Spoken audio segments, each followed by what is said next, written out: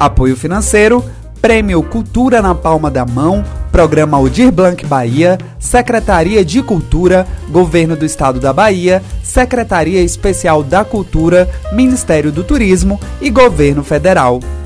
Olá galera, estamos dando início a mais um episódio do podcast Vamos Falar de Quê? Esse podcast é um produto oriundo do Prêmio Cultura na Palma da Mão, promovido aí pelo Programa Aldir Blanc, e desde já a gente agradece ao Governo do Estado. O tema do podcast de hoje é feminismo e para bater o papo convidamos a jornalista, feminista e perita técnica da polícia, Laís Macedo. Laís, seja muito bem-vinda ao podcast Vamos Falar de Quê? Obrigada, gente. Eu que estou muito feliz de estar aqui com vocês. Laís, eu queria começar a conversa trazendo uma frase da jornalista meu inglês é péssimo, Mary Sher, onde ela traz uma definição do feminismo como a ideia radical de que mulher é gente. Eu queria saber o que você acha dessa colocação e o que o feminismo representa para você. Thay, eu acho que a ideia política do feminismo é bem essa mesmo, sabe? Da gente organizar um grupo socialmente que busque acesso de direitos integralmente que são negados às mulheres por diversas formas, né? Então, eu acho que o feminismo parte desse lugar de querer garantir a humanidade que nos é negada a partir do momento do nosso nascimento, quanto fêmeas, né, da espécie humana, que é um processo que vai acontecendo de desumanização no decorrer da nossa socialização e, assim, a partir do momento que a gente enxerga o homem como o todo e a mulher como o outro, né, a gente já define bastante o que é negado e o que é acesso, né, universal. O feminismo, para mim, entrou assim muito no senso comum, quando entrou na minha vida, muito naquele ideal de que, poxa, por que eu preciso arrumar a minha casa depois da escola se meus primos vão brincar? Por que os meninos estão brincando juntos de bola e eu tenho que ficar em casa brincando de casinha, por exemplo?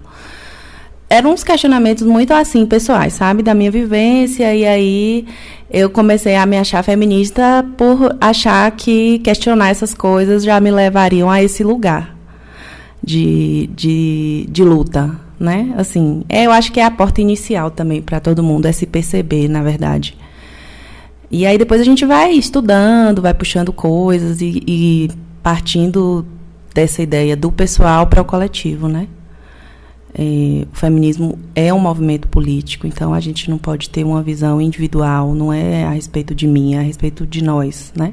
A minha realidade como mulher branca, que tem um nível superior, que tem um acesso aos ambientes, que moram na zona urbana, é diferente da mulher indígena, por exemplo, da mulher que mora na zona rural, da mulher negra que mora na periferia.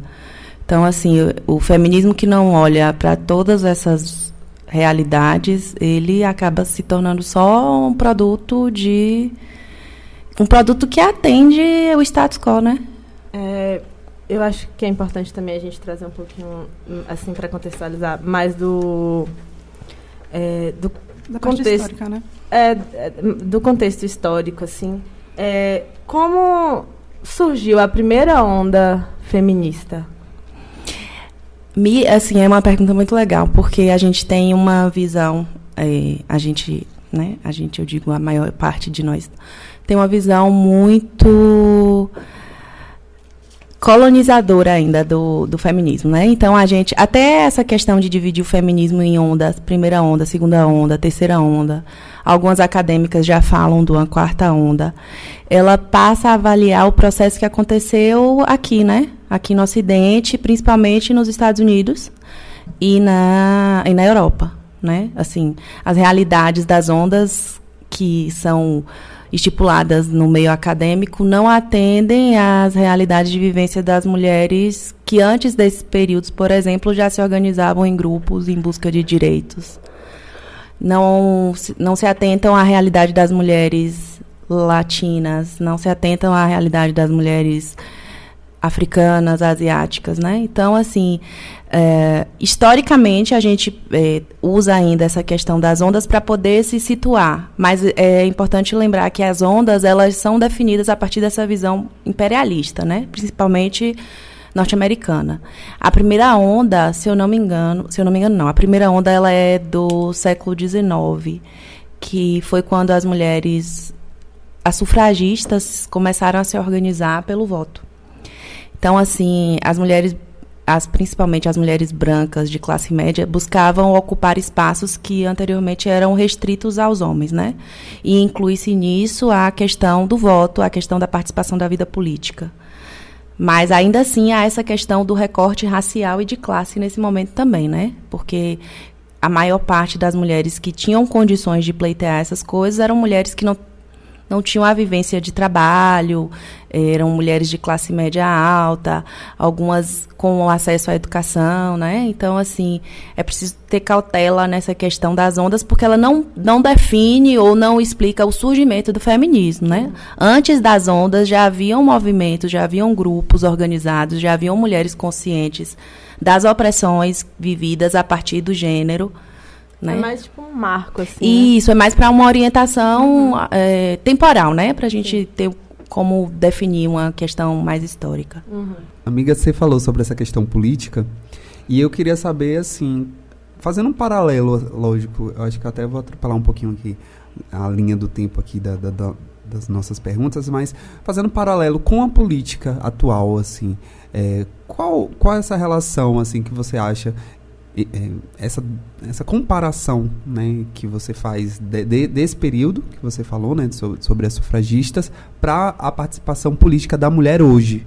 Como você analisa isso? Sim. A gente ainda, no cenário político mesmo, assim, a gente ainda vive muito aquém do que seria necessário, sabe? Para a gente imaginar, no mínimo, um cenário igualitário, né? Nunca se pleiteia privilégios, né? Lutas sociais não é privilégio que a gente busca direitos a acessos, igualdade a esses lugares, né? Então, assim, a gente tem um pouco mais de 50% da população brasileira formada por mulheres, e nosso Senado tem 11,5% de senadoras mulheres, a nossa Câmara tem 15% de senadoras mulheres. Até pouquíssimo tempo não havia banheiro feminino dentro dos plenários. Então, assim, a gente vê que são lugares que são construídos realmente para distanciamento da mulher, né? A gente não tem ainda nem 100 anos que conquistou o direito do voto aqui no Brasil, porque, apesar do movimento sufragista ter sido no século XIX, na metade do século XIX, né, nos países europeus e tal, aqui no Brasil esse processo só aconteceu no século XX. Então, assim, a gente ainda não chegou nem a completar 100 anos disso tudo. E percebe-se hoje, assim, que muitas mulheres entram para a política para ocupar vagas de laranja, né, porque é necessário cotas para os partidos. Então, usa-se, né, a figura feminina, mas só para conseguir atingir esse quórum que é estipulado pelo TSE. Ou então a gente percebe mulheres também com uma percepção política mais reacionária. E eu sou muito, muito, muito ligada ao que Bell Hooks falava e fala, porque ela é imortal, sobre a questão de ser impossível haver mulher feminista de direita, sabe? Porque, assim, as pautas de luta são de confronto ao que o conservadorismo prega, porque é tirar a mulher, é tirar a criança desses lugares de servil, de invisível, sabe? Então, assim, não faz muito sentido achar que uma mulher dita de direita vai atuar na política em defesa ou em busca de conquistas para as mulheres de uma forma geral, sabe? Então, você acha que o feminismo, ele é uma escolha? Eu acho que o feminismo é uma escolha porque a gente vê bastante mulher que não se reconhece vítima ou que escolhe não querer nem tentar, né? Assim, escolhe abraçar o que é opressão por ser mais confortável muitas vezes do que partir para o enfrentamento. Então, assim, como nem todas as mulheres se dizem ou, né, estudam ou levantam debates feministas, eu acho que é uma escolha. A gente não pode elitizar o feminismo, né? Achar que, porque eu sou feminista, eu preciso ler todos os livros de Simone de Beauvoir, Bell Hooks, sabe? Lélia Gonzalez. Então, assim, eu preciso deselitizar esses discursos, mas eu preciso, ao mesmo tempo, entender o que é uma corrente feminista, né? Assim, não é o que eu quero, não é o que eu acho, né? É um movimento político. O que ele fala? Ele fala sobre buscar a igualdade de acesso a espaços e lutar contra a opressão que existe a partir do gênero, né? Assim, a construção de gênero por si é uma opressão. Então, assim, eu preciso entender essas coisas minimamente para poder até escolher e ainda que eu tenha esse discernimento, isso não quer dizer que eu não vá reproduzir machismo, né? A gente vive numa sociedade que é patriarcal, que é machista, que é misógina. Então, eu posso ter 10 anos de estudo feminista, 20 anos de luta feminista e posso não conseguir me livrar de todas as amarras que é me imposta pelo sistema machista, né? Sei lá, posso não conseguir me livrar de, por exemplo, não me depilar. E a gente sabe qual é a história por trás da depilação, né? A gente sabe que faz parte de uma cultura de opressão, de controle do corpo, de, inclusive, traços pedófilos também, né? Também. Infantilização de uma mulher adulta, né?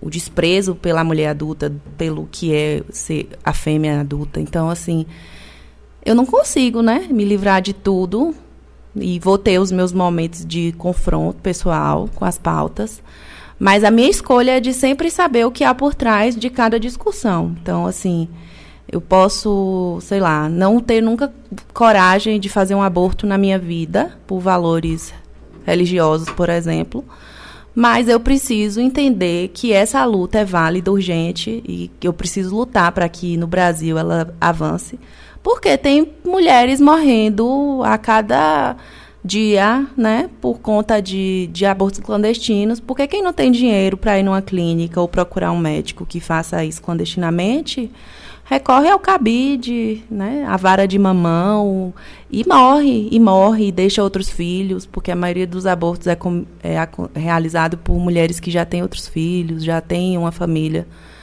Então, assim, eu acho que é uma escolha, mas não pode se restringir a embasamento teórico ou espaço academicista, sabe? É uma escolha, mas pode ser uma escolha e pode ser baseado entre discussão entre amigas, entre troca de conversas, entre pesquisas em redes sociais seguras, né? Informação que hoje a gente tem acesso tão rapidamente. E o mais bacana, assim, que eu percebo, né, mais afastadamente, né, é que eu vejo que há uma geração, essa nova geração, ela é mais informada, né? Então, é uma geração até mais consciente, eu costumo dizer, em vários aspectos. E eu acho que nesse também, né? Se a gente vê esses novos adolescentes, a galera mesmo, que tem um novo contato, uma nova visão e um novo jeito de lidar, acho que também é muito bacana a gente também ver que os jovens estão cada vez mais evoluídos, né? Apesar que a gente ainda precisa muito evoluir, mas é bom e bacana ver isso. Você falou da questão do aborto e eu acho que na verdade, também você não julgar as outras mulheres pelos seus valores individuais, né? Porque eu posso escolher não fazer um aborto, por exemplo, mas minha realidade é diferente, exatamente, né, da outra. Exatamente.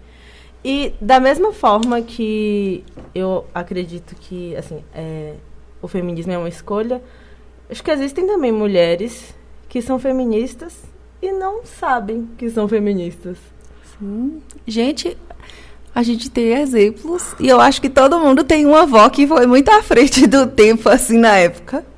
Minha avó, ela queria nunca depender... Ela nunca ouviu falar de feminismo, teoria feminista, organização de movimento. Pelo amor de Deus, morava num lugar que chama Bom Jesus da Serra, um lugar muito pequenininho, que na época era uma zona rural só, assim, o único meio de vivência era rural. E voinha era super à frente do tempo dela, ela não queria depender do meu avô financeiramente, ela passava roupa escondido para ter a própria renda, sem precisar do meu avô para comprar as coisas dela. Então, assim, a gente sempre tem uma avó que, de alguma forma, enfrentava o sistema, né? Assim, minhas avós, as duas são completamente feministas. Eu acho que nem ela sabe. Engajadíssimas! E nos motivam, porque, assim, eu acho que a gente tem exemplos de mulheres fortes, né? Voinha era uma mulher negra, analfabeta, trabalhadora rural, e que, para mim, é um exemplo de valor. Inclusive, hoje ela se misturava muito a valores jovens, né? Que, assim, que naquela época era muito menos discutido, questões feministas, questões de homossexualidade, questão de independência. E, assim, ela conseguia absorver muito bem essas coisas. Eu acho que, como a gente não tinha essas proporções, né, de troca de informação como a gente tem hoje, talvez as mulheres mais antigas se tornavam feministas, assim, a ferro mesmo, né? A própria vivência faziam com que elas se tornassem combatentes daquilo tudo. Sim. A gente falou que, ali na sua apresentação, que você é perita criminal, né? Perita técnica. Perita técnica. É quase, eu ajudo. É quase, tô lá do lado. Eu tava ali pra Michelle, o que Lai faz? O que um perito faz?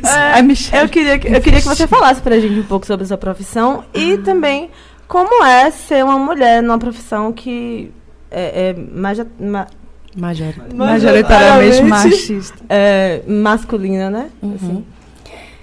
Assim. Bem, gente, perito técnico hoje é o equivalente ao perito papiloscopista em alguns outros estados, com acréscimo de algumas atribuições, né? A gente auxilia no processo de perícia criminal, mas a função principal hoje do meu cargo é envolvido com coleta de impressão digital.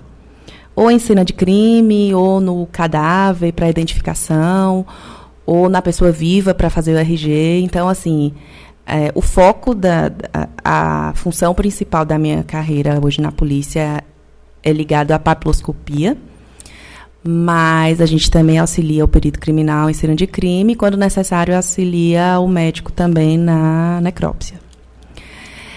Então, assim como a política, como a gente conversou antes, né? Assim como a polícia também é um ambiente de homens, e que a todo tempo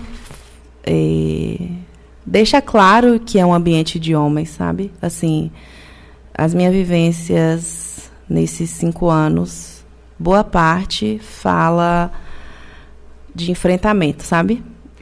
De enfrentamento para estar naquele lugar, de enfrentamento para ser respeitada e tratada como profissional, não como uma mulher.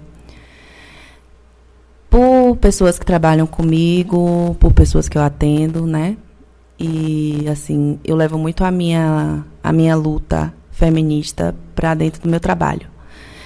Eu amo o meu trabalho e, assim, não penso em sair dele, porque eu consigo fazer a diferença por ter essa visão combativa e essa ideia de que é possível mudar a realidade, sabe? Eu sou sonhadora porque eu sou pisciana. Não tinha como ser diferente. Mas, assim, eu acho que uma vida que eu alcance num plantão, para mim, já faz diferença, sabe? Uma mulher que eu consiga atender de forma diferenciada, que eu consiga acolher. Porque a gente sabe como funcionam instituições machistas, né?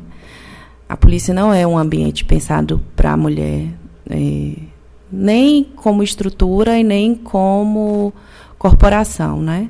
Então, quando chegam vítimas, geralmente há processos de revitimizações, muitas vezes a vítima é colocada em situações de vivência, né, de repercutir aquela violência de outras formas.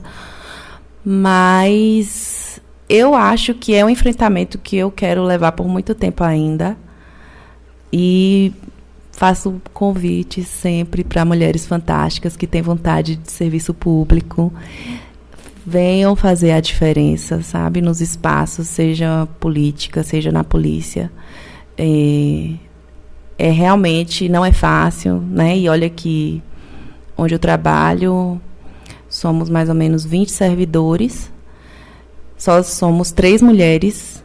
E ainda assim, somos 3 mulheres brancas, provavelmente, né? Tem essa questão ainda do privilégio de ter alcançado esses lugares, que a gente sabe por onde passa antes, né? E é importante pluralidade para a construção realmente das instituições, né? Então, assim, antes de vir, eu tinha, por coincidência, lido uma matéria que fala que no Brasil 14% só dos cargos públicos são liderados por mulheres, né? Então, assim, tudo é muito aquém, todas as relações de poder. E aí, quando a gente deve fazer esse recorte, a gente precisa ver ainda quem são essas mulheres. Provavelmente são mulheres como eu, né? Como Thay, como Mi. Mulheres brancas que têm acesso a espaços com mais facilidades. Mas, assim, eu acho que quando a gente se dispõe realmente a levantar uma bandeira, eu, por exemplo, que me dispus a levantar uma bandeira feminista em qualquer lugar que eu chegue, eu acho que eu não enxergo como um desgaste toda a conversa que eu preciso ter com meus colegas ou todo o serviço que eu preciso ir além do que é atribuição minha para acolher uma mulher, sabe? Até rebater as piadinhas, sabe? Até discutir abertamente sobre temas polêmicos e levar outras percepções para lugares que tem muitos homens, que pensam de forma parecida, sabe? A polícia da gente é muito militarizada, até as polícias que não são militar, né?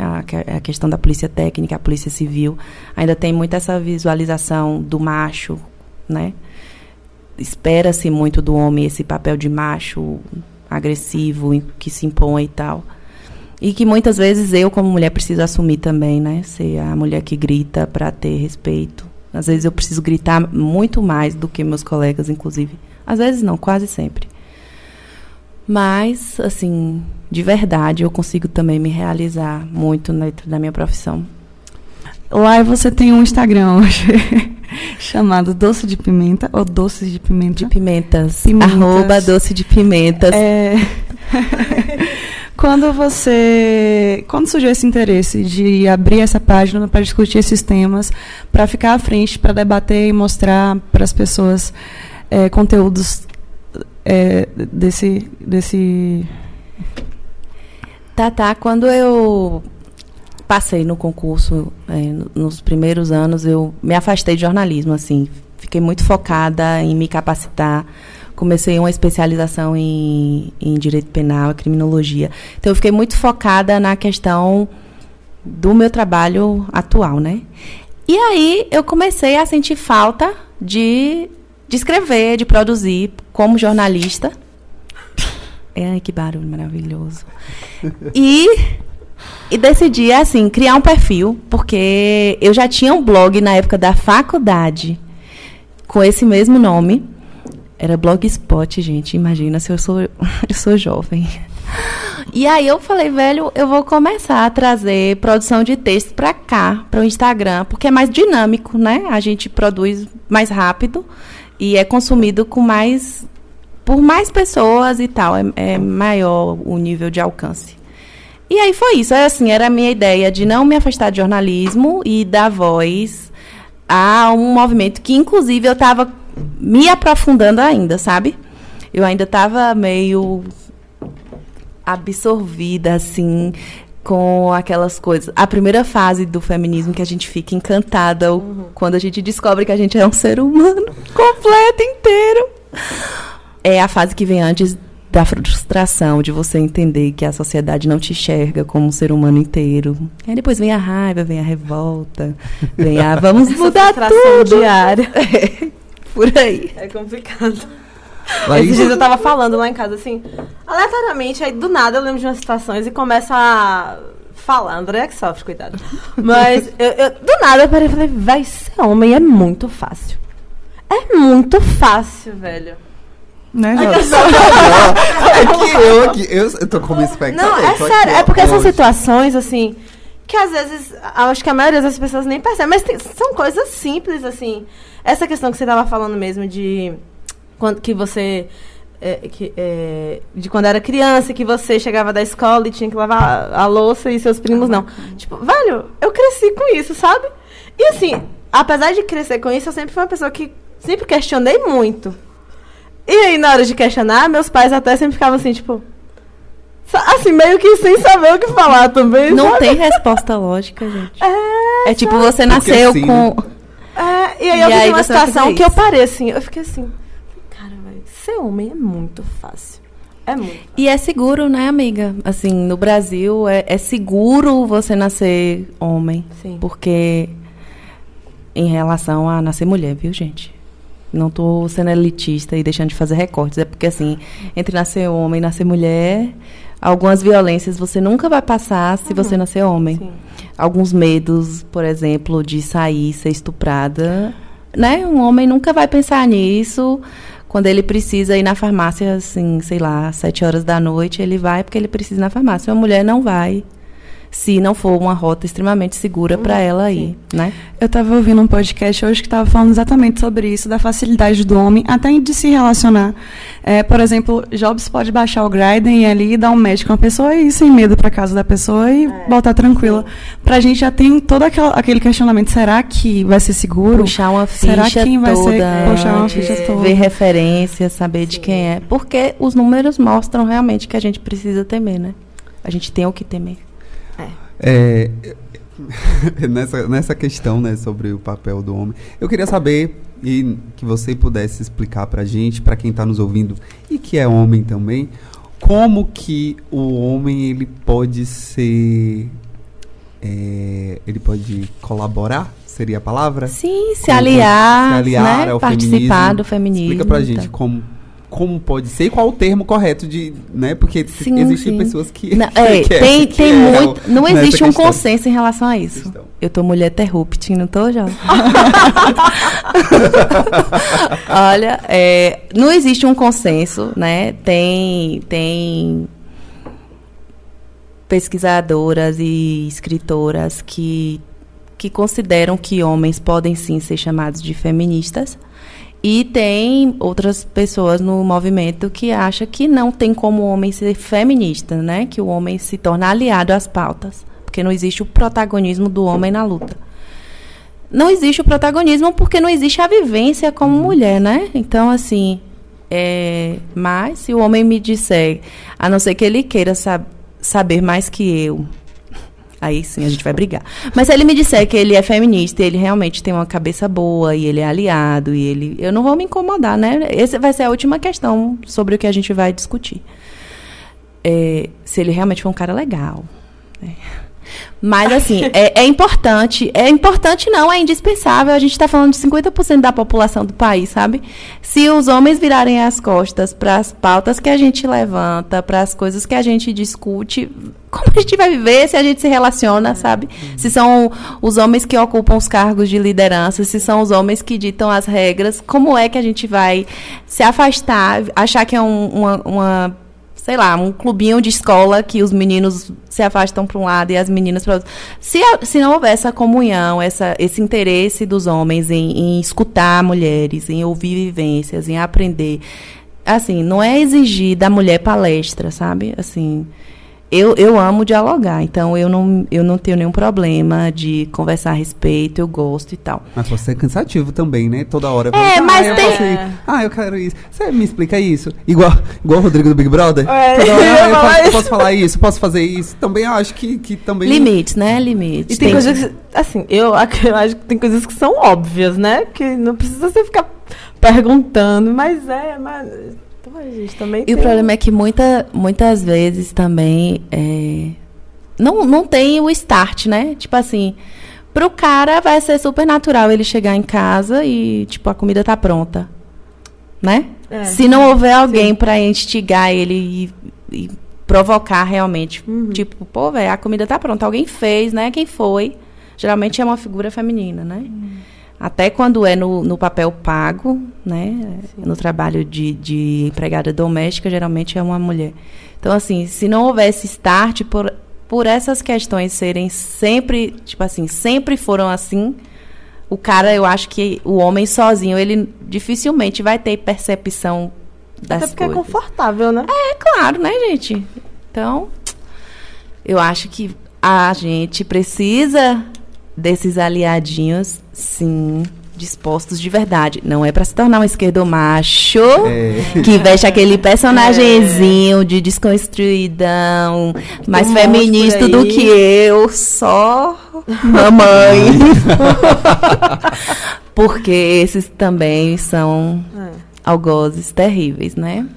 E hoje a gente, principalmente falando do Brasil, né, que é onde a gente vive, a gente está num momento tão complicado, assim, né? Que eu acho que cada aliado é importante, faz a diferença. As pessoas estão confortáveis em serem malvadas. As pessoas foram legitimadas, né? E eu acho assim, graças a Deus, assim, eu tenho muitas amigas que são feministas, assim, porque, como Laís falou, mesmo sendo gay, etc., a gente replica o machismo, né? A gente realmente eu fui criado estamos sendo criados numa cultura totalmente machista, e às vezes eu me pego em falas, e às vezes em pensamentos, que eu volto, e já aconteceu isso 1000 vezes, eu falo, gente, eu ia falar isso aqui. E é algo que eu acho legal de se policiar, porque tá errado, não tem que fazer, tipo, pega... eu tenho um costume muito assim, faz isso. Mas é uma coisa assim que eu falo, gente, não tem que ser isso. E eu aprendi muito com vocês no trato com minha mãe. Antes é uma coisa que acontecia comigo, era de tipo, mãe, tô com fome, bota comida no prato. Mãe, acordei, faz meu café. É uma coisa que sempre eu fazia e que ela, tipo, sem conhecimento, lógico, né? Naturalizava, falava assim, tá aqui a comida no prato. E hoje, tipo assim... Ela mesmo já falou assim, você bote sua comida no prato. E eu também entendi, ela tá certa. Ela não tem que me colocar e vai botar na minha boca. É um trabalho, é um trabalho. É muito assim. E eu acho assim, é muito importante também, quem tá assistindo, quem tá nos ouvindo, fazer esse processo diário, principalmente para os homens, que, como você falou, é possível ser um aliado. E pesquisar, gente, não é vergonhoso. Você pesquisar, você entender e você se desconstruir. Agora, uma desconstrução sincera, né? Não uma desconstrução para algo. Mas é em busca desse conhecimento. E quando eu falei que várias pessoas e jovens estão com uma nova cabeça, é porque eu vejo isso, que até os meninos, assim, alguns, assim, lógico, também depende da bolha, assim, mas a bolha que eu vivo também, não sei, mas que tem uma nova visão. Né? A gente está num mundo globalizado, que a gente tem todo tipo de informação de fácil acesso, assim, para a maioria das pessoas, né? Claro que com os privilégios e tudo mais. Mas, assim, eu acho que pesquisa, sabe? Assim, se você tem a opção entre... Você tem como escolher entre perguntar e pesquisar, vai dar uma pesquisadinha ali, sabe? Que você vai achar uma resposta, você vai achar ali algum lugar na internet que vai tirar a sua dúvida. E é isso, Mia, assim, até pra gente conseguir uma mudança de uma percepção diferente da realidade, a gente precisa que as nossas bolhas, né? E eu digo as nossas porque somos pessoas que provavelmente têm convívios diferentes. Mas, assim, as nossas bolhas, em regra, têm acesso a essas informações, sabe? Então, a pessoa que tem acesso, a pessoa que tem condições de ouvir esse tipo de questionamento, sabe? De participar desse tipo de discussão, ela pode estar fazendo mais, né? Ela tem uma obrigação cívica, né? De participar para a evolução social. Porque há populações que não têm condições realmente, sabe? Sim. E aí eu sempre me remeto, assim... no meu serviço, a gente atende muito zona rural, né? E eu sempre me remeto assim à construção, né, à questão do núcleo familiar ali ainda, e as próprias periferias também, em que os papéis de gênero precisam ficar muito bem estabelecidos, porque muitas vezes não há uma figura paterna, né, não há uma figura de homem nos lares. A gente tem um número muito grande de casas chefiadas por mulher no Brasil. Então, assim, a gente que tem acesso a essas informações, a essas discussões, a essas desconstruções, a gente tem... É obrigação, sabe? É obrigação da gente tentar desconstruir e modelar a sociedade de uma outra forma, porque nem todo mundo tem tempo, tem condições, tem acesso mesmo, e financeiro e de tempo e de várias coisas para levantar essas desconstruções, sabe? Então, assim, eu acho que a gente que está aqui com essas... Eu não queria falar privilégio, né? Mas, assim, que a gente tem acesso a muita coisa. Eu acho que a gente tem a obrigação, sabe, de aprender sobre machismo para desconstruir, sobre racismo para desconstruir. E não é só para desconstruir na gente, né? Para desconstruir, para combater, porque são violências que a gente vê o tempo inteiro, que custam vidas, quando não diretamente, né, com extermínio, com a retirada de dignidade, e isso é uma forma de tirar mesmo a humanidade, né? Sim. É isso. Voltando a falar sobre o seu serviço, né, você disse que já teve várias vivências, assim, e com certeza eu acho que pode ser um fato até rotineiro, que é sobre violência doméstica. O que acontece, né, quando uma mulher ela expõe esses casos de violência doméstica, né, e também na sua visão profissional e na visão como uma feminista, como as mulheres, né, têm lidado e lidam com essas vítimas?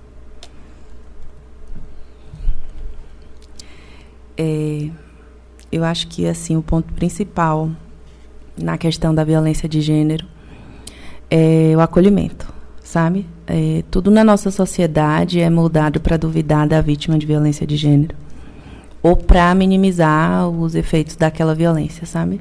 Quando a mulher apanha em casa, ela é desencorajada a denunciar pela própria família ou pelos vizinhos. Ah, mas ele é um bom homem, ele é um bom pai. Você vai se arrepender disso, você vai acabar com a vida de um trabalhador, sabe? E, assim, em nenhum momento se considera o local da vítima.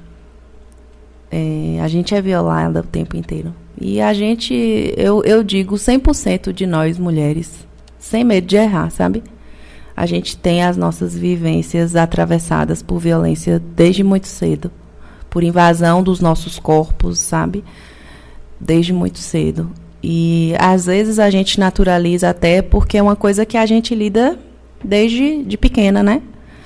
Eu lembro que a primeira violência que me marcou muito, eu tinha 10 para 11 anos, e eu não fazia nem ideia do que o cara tinha me falado, e um desconhecido no meio da rua me falou uma coisa extremamente asquerosa, que eu não sabia do que se tratava, mas que me envergonhou, sabe?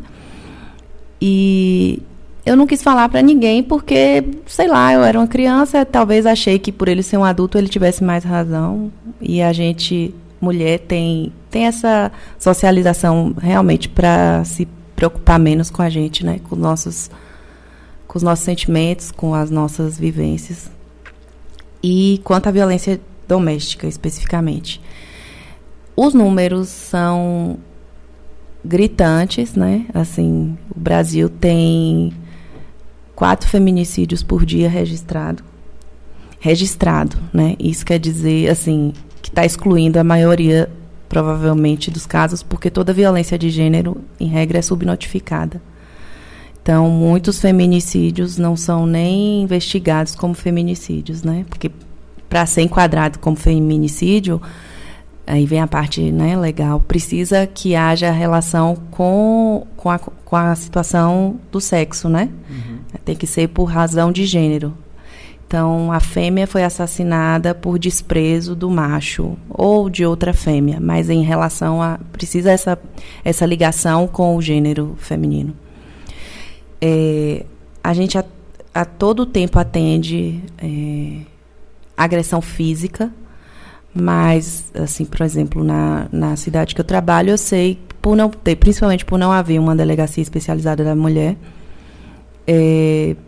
muita violência é perdida nesse interim, sabe? Abuso moral, abuso psicológico, violência patrimonial, quando o homem esconde as coisas da mulher, por exemplo, ou controla o salário, ou destrói coisas dela, né? Então, muitas vezes a mulher nem acha que isso é uma violência. Como a falta de informação também é prejudicial para a gente, porque muitas dessas coisas a gente passou vendo acontecer nas nossas famílias, né? E a gente acha que é normal, sei lá, aquele tio que bebe, chega em casa e tranca a tia em casa, ou aquele primo que trai a namorada, mas quer controlar a roupa que ela veste. Então, assim, a gente cresceu nesses exemplos e a gente acaba trazendo pra gente como uma coisa corriqueira, faz parte, né? Isso não define o caráter. E, assim, como sobrevivente de violência, né? Que somos todas, mas eu acho que o que mais nos dói, que o que mais nos desencoraja mesmo a prosseguir com denúncia é a falta de acolhimento. Então, assim, se tem uma coisa para mim que é chave nesse processo todo, é realmente acolher, ouvir a vítima, validar a dor dela, sabe? O autor da agressão é a última pessoa que tem que ser considerada nesse processo todo. Precisa ser considerada? Precisa, porque eu acho que é preciso que haja uma pedagogia até para que ele não volte a cometer abuso e violências.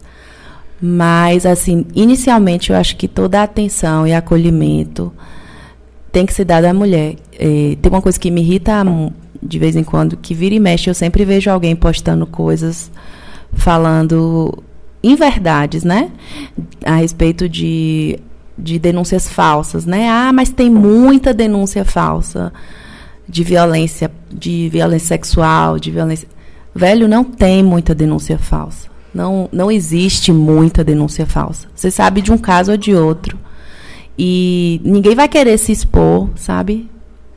Quer dizer, ninguém não, né? Mas, em regra, uma mulher não vai se expor a um ambiente hostil, que é uma delegacia ou a uma viatura da PM, para ferrar com o cara, né? Tem outras formas mais de ferrar com o cara.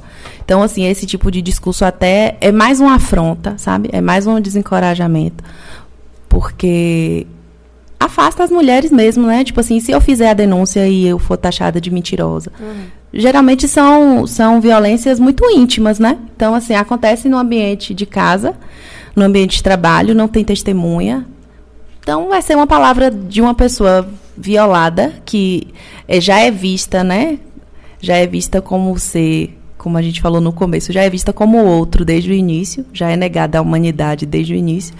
E a palavra de um cara que socialmente se apresenta como um trabalhador, um pai de família. Uma coisa que eu acho importante, assim, eu sempre falo sobre isso, toda vez que eu vejo pessoas falando sobre violência doméstica, porque, assim, não acontece só, claro que a maioria, sim, mas não acontece só de homem para mulher. Mulheres lésbicas também sofrem violência doméstica. Sim, e as leis também asseguram a mulheres, a Lei Maria da Penha. A relação pode ser homossexual ou heterossexual, pode ser parental, além da conjugal, por exemplo, pode ser de um pai para a filha, de um irmão para a irmã, de um primo ou de um vizinho que coabita, sabe? E as relações homossexuais, elas são respaldadas ainda nesse modelo heterossexual que a gente conhece, né? De dominância.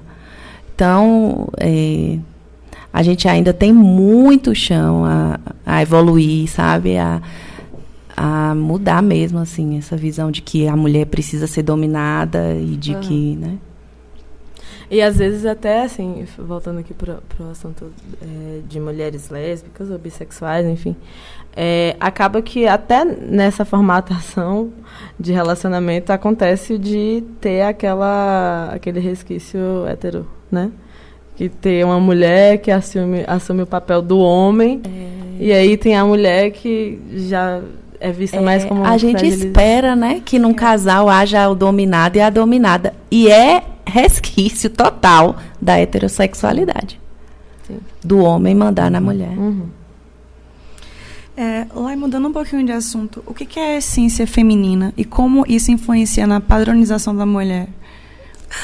Ai, amiga, a minha essência feminina.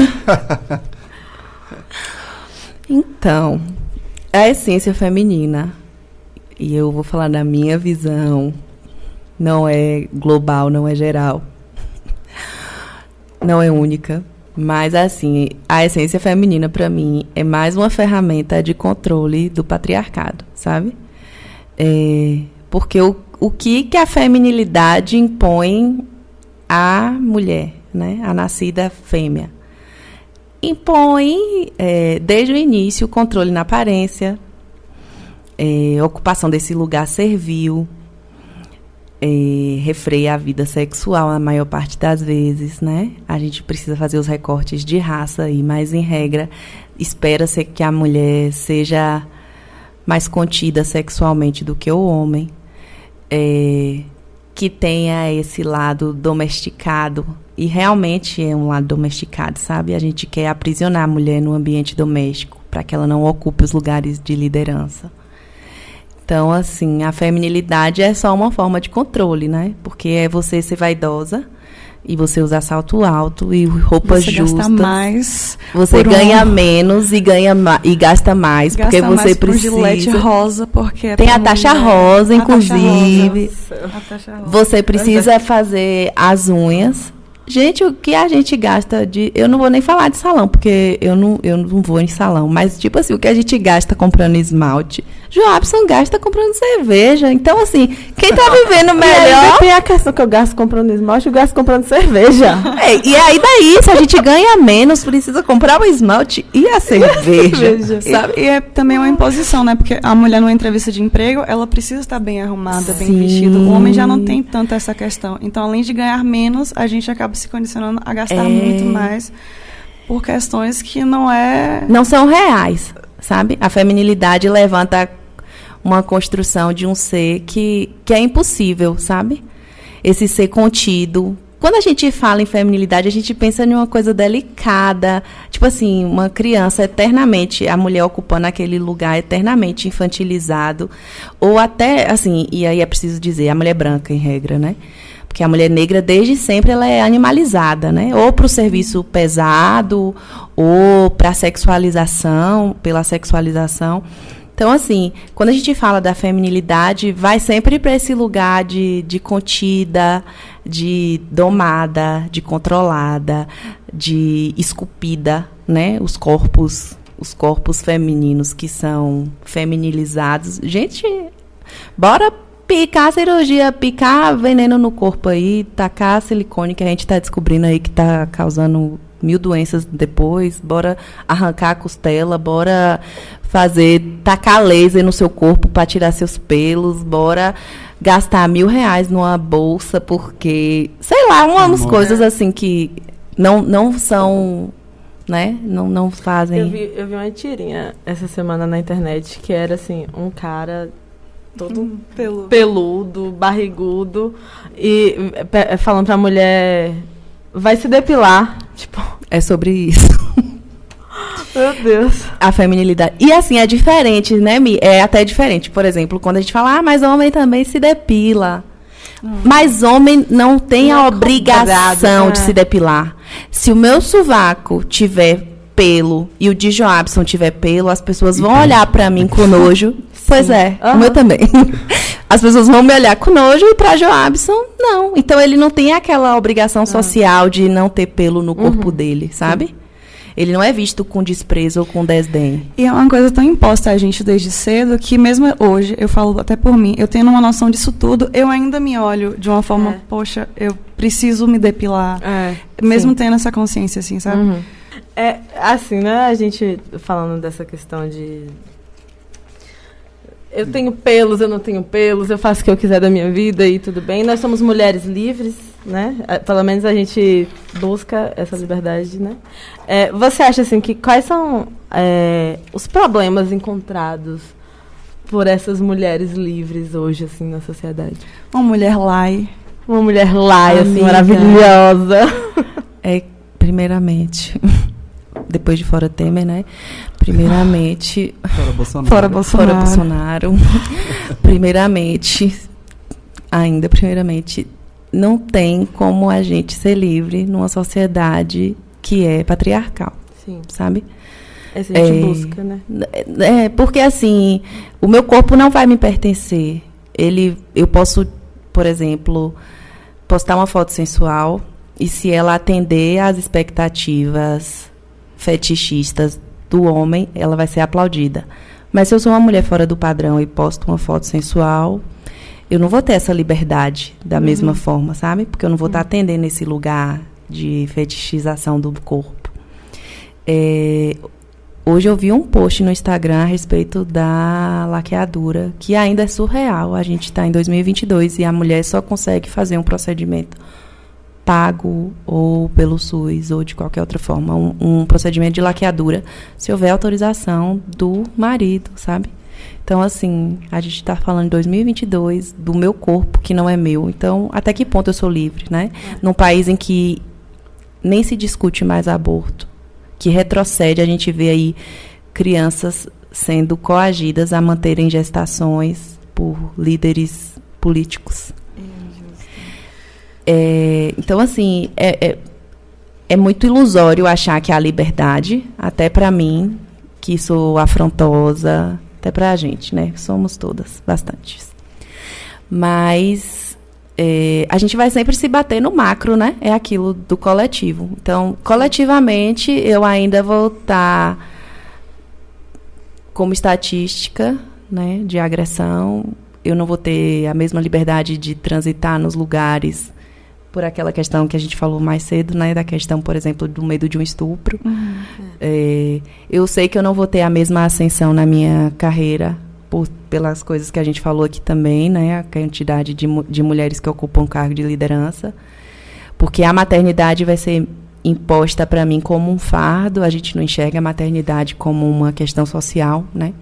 Então, a gente impõe à mulher o trabalho da maternidade e, infelizmente, isso limita em muitas questões, né, assim, de vivência, de carreira, né? Então, assim, eu acho que, infelizmente, ainda não há liberdade. Agora, há o afronte.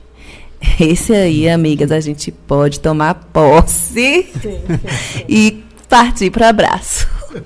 Você está falando, eu lembrei de Luísa Sonza, quando, assim, até o lugar desse fetiche tem um limite, né? Há poucos dias eu vi Luísa Sonza fez uma performance num show dela, bem sensual, assim, ela de calcinha e sutiã, enfim, né? No show dela, pro público dela, para quem quis e pagou para estar ali, e sabe o que ia consumir. E aí, na internet, a galera, assim... Óbvio, Luísa Sonza, a gente sabe que ela é uma pessoa que tudo vira polêmica e todo mundo critica, enfim. Mas, cara, eu achei uma coisa, assim, tão surreal, as críticas que ela vinha...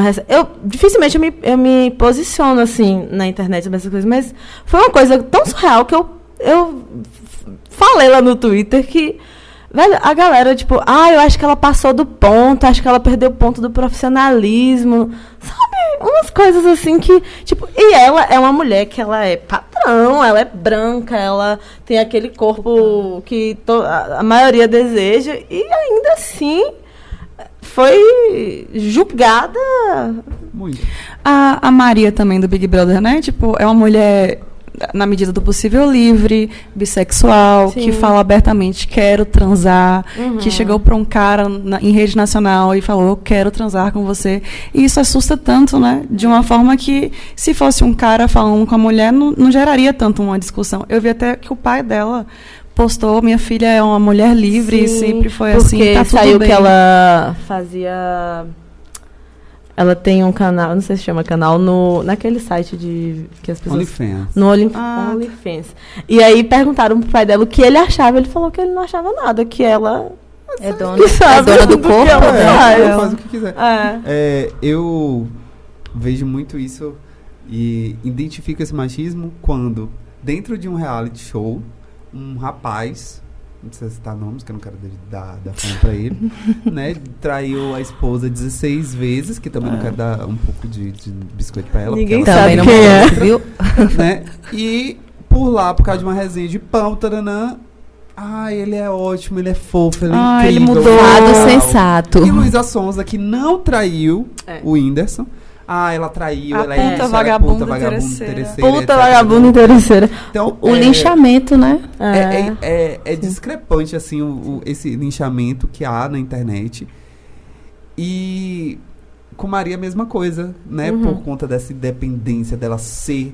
Eu, particularmente, falo isso, que eu gosto do jeito de Maria, porque eu acho que a autenticidade, infelizmente, tem pessoas que criticam a autenticidade, né? Eu acho que, assim, verbalizam isso pra sociedade, né? Mas gosta, mas verbalizam isso. E mulher nunca é assertiva, João. Mulher é grossa. Sim. Isso, e até o jeito que ela falava, de tipo assim... Que ela falava mesmo, gente, não quero isso, ninguém aceita. Instigamentos e tal. E o povo, nossa, ela é grossa, não sei o que. É isso que eu ia falar, tipo, até essa questão que teve agora, da agressão lá e tudo mais. Cara, até isso é um reflexo do que ela já passou, de como ela aprendeu a se defender, de como ela aprendeu a lidar com as emoções dela. Tudo isso eu acho que é um reflexo do machismo também, sabe? E é essa questão, esse embrutecimento que a violência recorrente acaba gerando, sabe? A gente precisa ter atenção à questão de raça e de classe dentro de discussões feministas, porque, assim, a mulher negra, desde muito cedo, lida com a violência de raça também, sabe? Então, enquanto eu estou em casa como menina branca, sendo a flor delicada, a menina preta está precisando ajudar a mãe para conseguir, né, um espaço, ou acompanhando a mãe no trabalho. Então, assim, há essa necessidade de endurecer para sobreviver, para resistir, porque são ataques que vêm desde muito cedo e de todos os lados. Se criou uma ideia de que sororidade é o clubinho das mulheres e a gente ama todas. A gente tá igual aquele meme do Bob Esponja jogando florzinhas coloridas. Boa sorte feia. Tipo assim, a gente precisa, né, amar todas as mulheres porque a gente faz parte. E não é sobre isso. Dessa vez não é sobre isso, sabe? O conceito sororidade, assim, a raiz, na verdade, é a questão da empatia. É você reconhecer que é a mesma violência de gênero que me aperta, que me dói na outra. Então, assim, o mesmo julgamento que o machismo faz a outra, faz a mim também, né? O mesmo endosso que eu dou a chamar fulana de vagabunda, porque... sei lá, ela tem uma vida sexual livre, ou dentro do possível livre, eu também sou julgada com essa mesma régua machista, sabe? Por ser mulher. Então, é entender que, assim, a outra, o que vai doer nela, vai doer em mim, e vai doer do mesmo jeito. Se não for ela, se eu não enxergar na outra uma aliada. E, assim, a gente...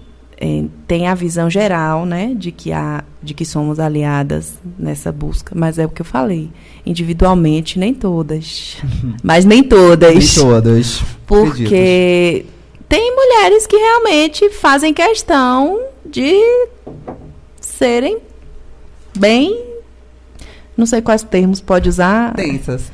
Isso, bem tensas, né, e assim, perpetuam o machismo, julgam mulheres, meu Deus, aquela André Surak mesmo. Meu Deus, ali é um exemplo perfeito. Ali não tem sororidade. Ali a minha sororidade não alcança. É isso. Porque, né, ela fez ela foi e vai em tantos papéis. E vive. Que assim, né? É isso. Você não tem como abraçar todas as mulheres e dizer somos todas. Porque, nesse caso, nem todas, Nem assim. todas. Esse é o único caso, viu, homens? Que o nem todas é válido. É aqui agora. Tem umas que dá pra soltar a mão. Dá. Ninguém solta a mão de ninguém, mas tem umas que Olha, tem umas que nem estende a mão, né, gente? Ninguém fala assim. Amiga, cara. Nosso podcast está chegando ao fim, né? Oh. Primeiro, o bate-papo foi muito bacana, né? E eu realmente, toda vez que eu converso com você, eu aprendo muito. E eu quero que você deixe aqui pra gente, né, uma sugestão, né, ou sugestões de filmes ou séries que a galera que tá assistindo Leituras a gente, também. leituras que a galera pode estar vendo pra entender um E pouquinho melhor podcasts, sobre o tudo. feminismo. O que você quiser, indique. Esse momento é seu, de você fazer sua indicação e também suas considerações finais, que eu acho Já bonito bota o falar arroba aí de considerações novo. Primeiramente, sigam @Doce de Pimentas. Vários conteúdos leves, falando de gente pra gente, com acesso a informações sobre o feminismo.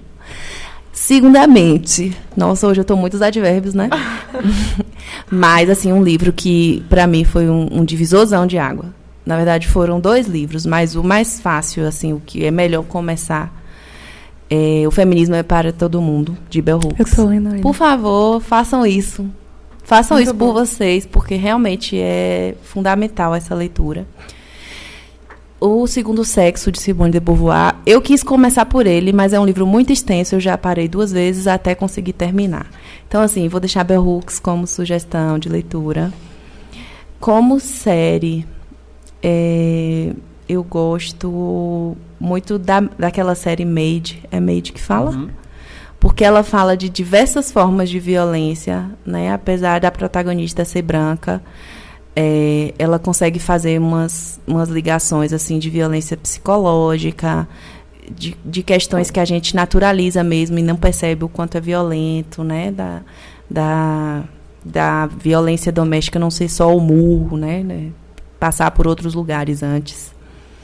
E é atual, né? É uma coisa legal de ser vista. Filme.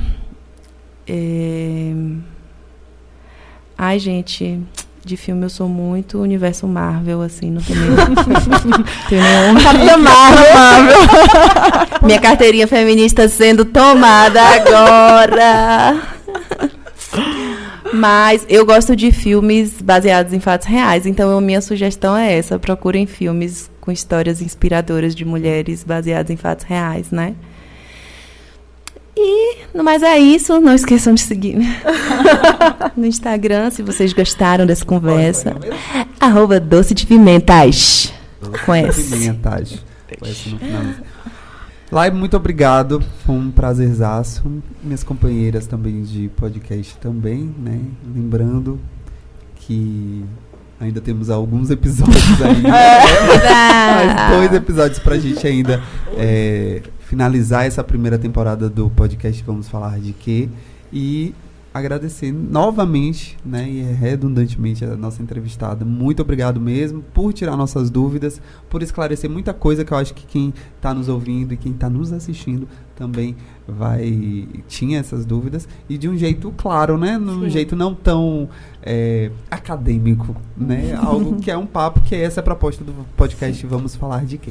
Muito obrigado mesmo. Obrigada, Lai. Cara, Adorei demais muito essa conversa. perfeita. Obrigada a vocês. E de verdade, assim, que sejamos troca, sabe? Porque eu gosto de trocas. E eu acho que aqui foi um momento de troca. Eu me disponho a continuar em troca com vocês, da forma que for. Se eu tiver falado alguma besteira, desculpa, não me cancelem, né? Somos aprendizes. Gente, então é isso. Obrigada, Lai. Sigam as nossas redes sociais. Somos Vamos Falar de Quê? No Instagram, no Twitter, no Facebook, no TikTok. Acertei dessa vez. Estamos no Spotify, estamos no YouTube. Segue a gente lá. Eu falei alto demais. Um pouquinho. Mas tá tudo bem. É isso. Obrigada. Mais alguém falar alguma coisa? Isso foi. Beijo. Beijo, tchau, tchau. Tchau, tchau. Apoio financeiro Prêmio Cultura na Palma da Mão, Programa Aldir Blanc Bahia, Secretaria de Cultura, Governo do Estado da Bahia, Secretaria Especial da Cultura, Ministério do Turismo e Governo Federal.